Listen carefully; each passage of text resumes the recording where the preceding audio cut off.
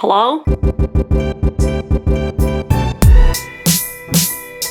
Hello! It is spooky season, also known as the greatest season of all, and I am back today with another polygel nail tutorial. Remember in my last tutorial when I told you guys that that particular set was my favorite set that I had done ever? Well, I think there's a new contender in town. I am obsessed with these nails. I know that I say this every single time I do my nails, but what can I say? I love them. And I would have loved to have filmed this weeks ago, but TMI, Shark Week just snuck up on me, and there is no way in hell that I was gonna even attempt to get a Diva cup up there with these little daggers on the tips of my fingers. Not exactly the kind of spooky season I'm trying to participate in, if you know what I mean. In this tutorial, I will not only demonstrate how I got these nails, but I will also answer the most frequently asked questions in my comment section on my last two videos. If you missed my first polygel tutorial, I would highly recommend watching that one, because although this video is jam-packed with information, that one has little details that I didn't spend as much time on in this video for time purposes, so I will link that somewhere up on the screen as well as in the description box. As always, for anybody that is new to my channel, I am not a professional nail tech. I'm not a professional nail anything. I'm a makeup artist. I just do nails on myself for fun. I find it really relaxing, therapeutic. I'm trying to save a couple bucks. It's a hobby for me. So if you're unsure about any of the techniques that I'm using and you don't know if I'm doing things right, maybe do some research first before trying this on yourself, because I'm not a professional, nor am I claiming to be. So with that being said, I hope that you guys enjoy this video. If you did, please give it a thumbs up. As always, everything that I used will be listed in the description box below. Thank you guys very much for watching. Thank you for subscribing and staying subscribed, and let's get into it.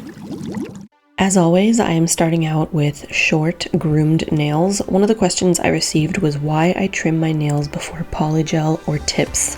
It's my personal preference, and I find that it's not only more sanitary, but it looks cleaner. I just don't like the look of grown out natural nails under artificial tips, you know? I already pushed my cuticles back and trimmed any dead skin around my nails, but I left this clip in as a reminder to push your cuticles back if you want to prevent lifting later on. Next, I'm taking my gentle nail file and I'm buffing the tops of my nails. This will make my base adhere better to my natural nail. Some people swear against this. I find it necessary for the longevity of my manicure, and like I said, I'm being very gentle. I'm wiping off the excess dust from my nails with a lint-free wipe and some 70% alcohol, and I'm moving on to sizing my dual forms. Another recurring question I received was if you can reuse dual forms. The answer is yes. You just have to make sure to clean them off between uses with 70% alcohol and make sure no residual old cured polygel is stuck to them. I've used mine up to 3 times. When sizing the dual forms, you want to make sure that they fit perfectly on the nail from sidewall to sidewall. It is better to size up than to size down. You can also trim the dual forms to your desired size if you need to, as I've done with the form for my thumb. I showed how I did that in my first polygel tutorial, and I'm just reusing the form from that video. Another comment I kept seeing was, hey, I tried these and they popped off after a day or two. And to that I have to say, you may not be prepping your nails correctly. Not only should you prep your nails and your cuticles as I showed you in my first tutorial, but you may benefit from picking up a dehydrator and an acid-free primer. The Gelish pH bond is a dehydrator which is used on the natural nails to balance the pH and to remove any excess oil. An acid-free primer is used to promote adhesion of gel and acrylic to the natural nail. I'm not using a primer today because I haven't had issues with my polygel nails popping off, but it may help with the lifting that you're experiencing. I'm applying a thin coat of my Macart base gel to my nails and curing them for 45 seconds in my Gelish LED lamp. The base gel is a protective layer between the natural nails and the polygel, while also aiding in the adhesion of the polygel to my nails.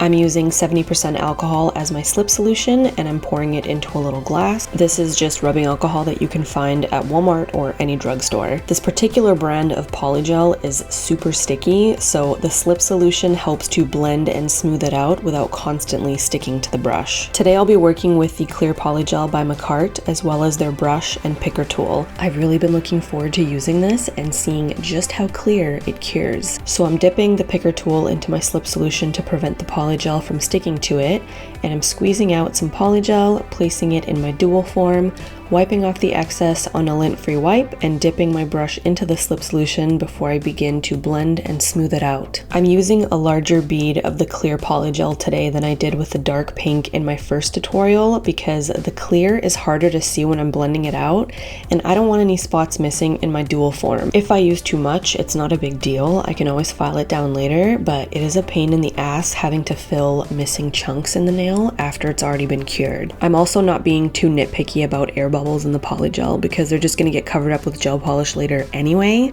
If I was doing a clear set, I would be much more meticulous with my blending, but not today. When placing the dual forms onto my nail, I am being very gentle while also applying enough pressure to remove any air pockets. Once my dual form is on, I'm curing the nail with my Gelish LED lamp for 45 seconds.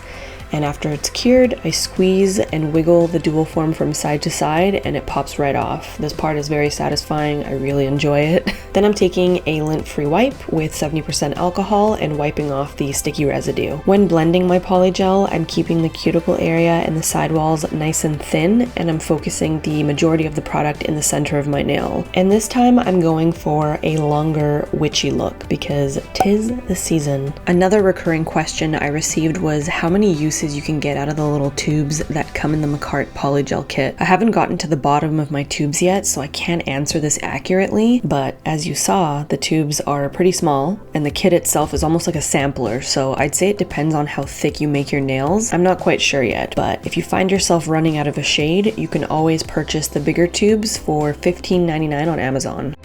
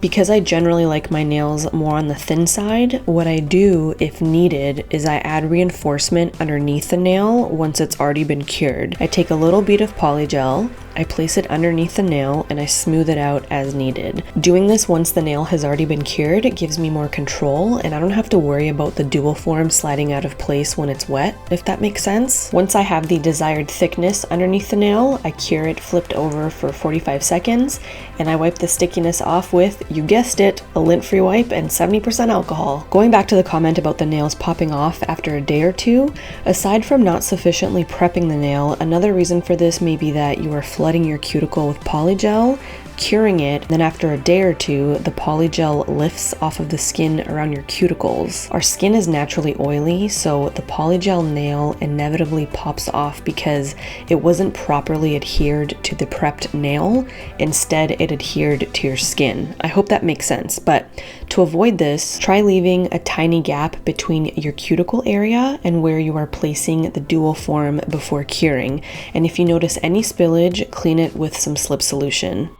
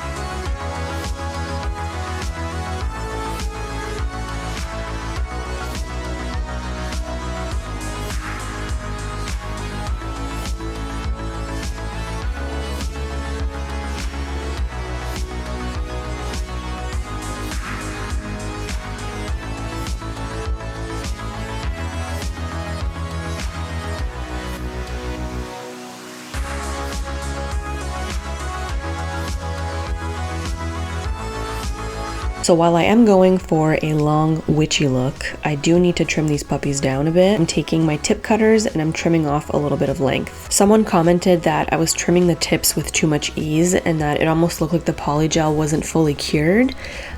It is cured. Polygel is just a bit more on the softer side, but it's only soft right after curing. It actually gets harder the longer it sits, that's what she said, and I try to be very gentle when cutting my tips, which is why it might look like I'm cutting them off with ease. Once I've trimmed my little daggers to my desired length, it is time to shape and file them.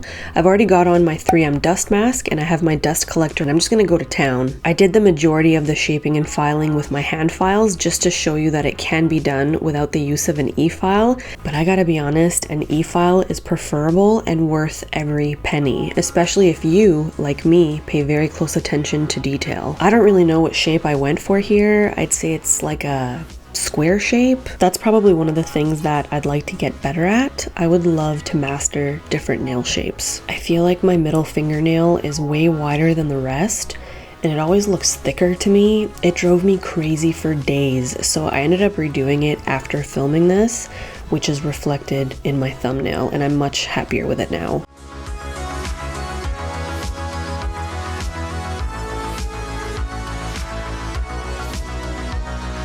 Once I'm done with my hand files, I switch over to my e-file, and I'm using the sanding band to file down the polygel around my cuticle area.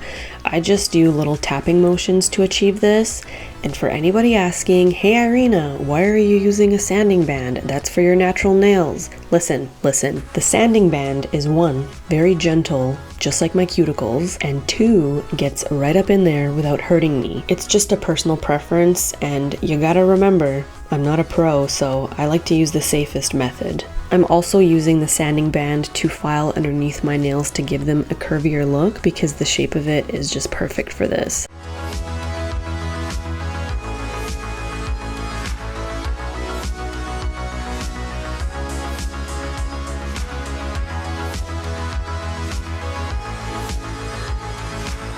I'm then switching out the sanding band with this carbide bit that I picked up from Cosmoprof, and I'll be using it to file down any polygel under my nail that oozed out between my nail and the tip when I was placing my dual form. Doing this will prevent a breeding ground for bacteria under my nails. I'm then taking a lint-free wipe and some 70% alcohol and removing any excess dust. Now that my nails are shaped and filed how I like them, it is time for some black gel polish, and I've got a couple to go over with you. This leads me into the next question I kept seeing.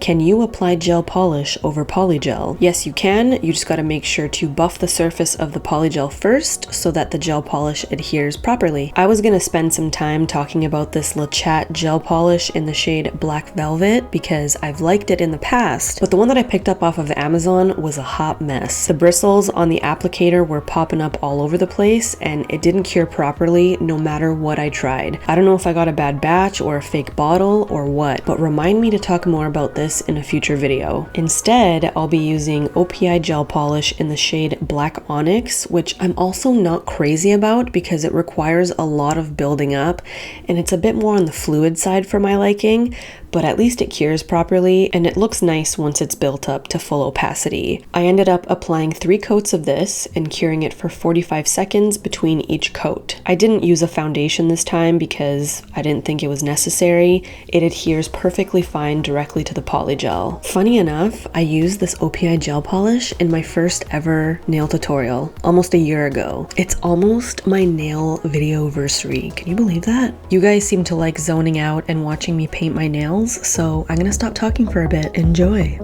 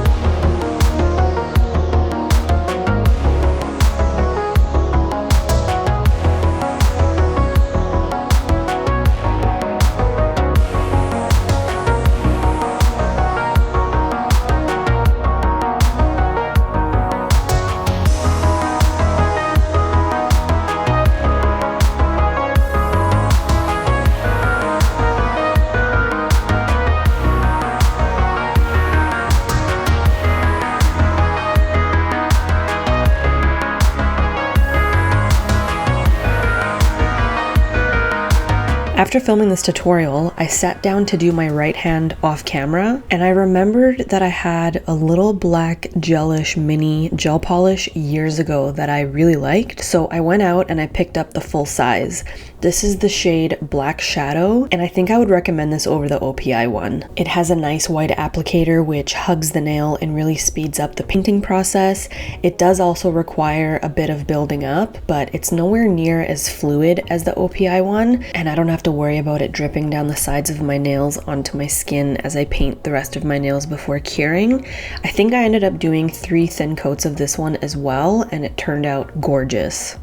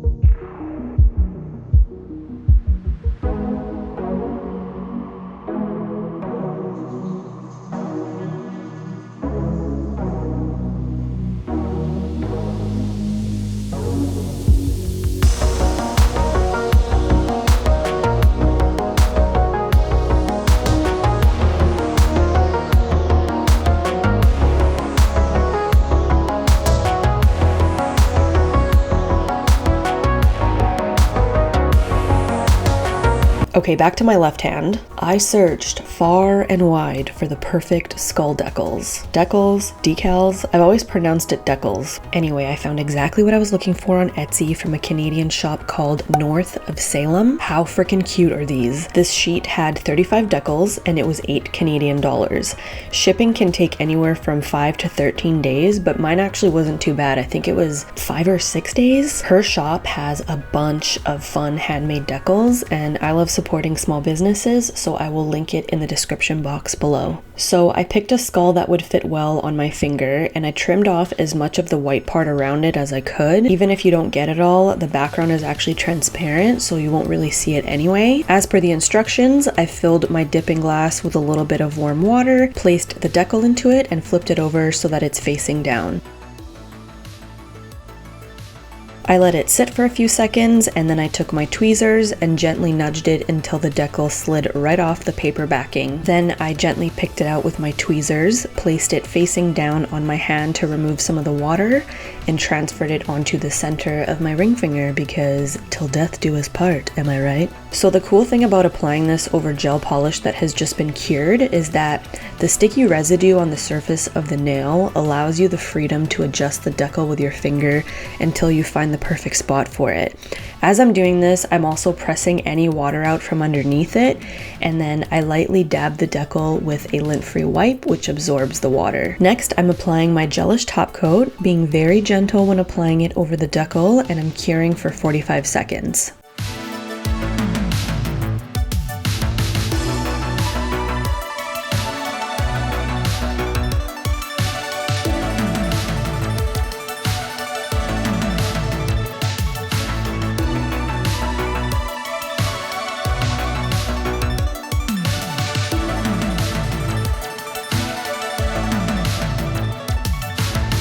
If after you've cured your top coat, you find that when you run your finger over your nail, you can feel the edges of the decal poking up, I suggest lightly buffing it with a buffing block and applying another layer of top coat.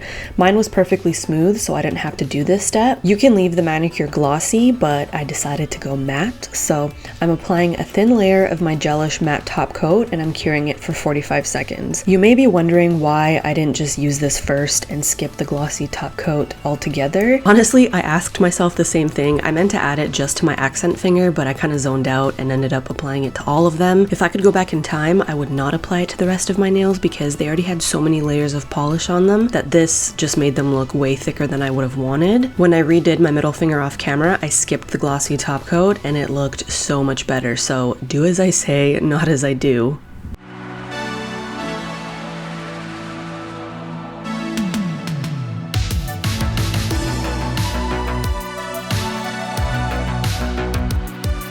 Once my nails are cured, I'm taking my CND nail surface cleanser, I'm wiping my nails clean with a lint-free wipe, and voila, matte black nails. And then I'm finishing off by rehydrating with my Kiara Sky cuticle oil.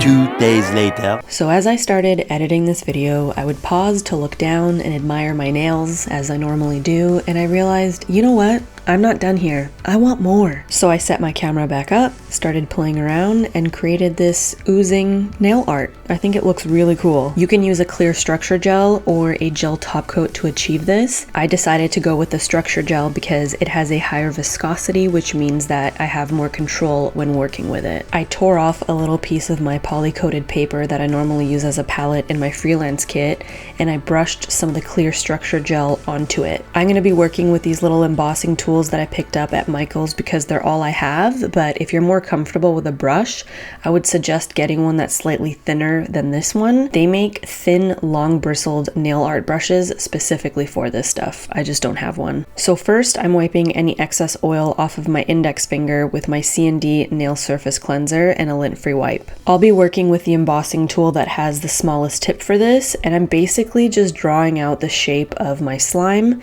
and I'm coloring it in with the structure gel. It's kind of hard to see what I'm doing here because I'm working with a clear over top of a black, and honestly it was even harder to see what I was doing in person because of all the bright lights. I'm actually really surprised that it looks this clear on camera. Alternatively, if you don't want to use the embossing tool to draw it all out and fill it in, you could draw the slime drips with a brush and use a larger embossing tip to create the little droplet at the end, but this was the easiest method for me with what I had on hand.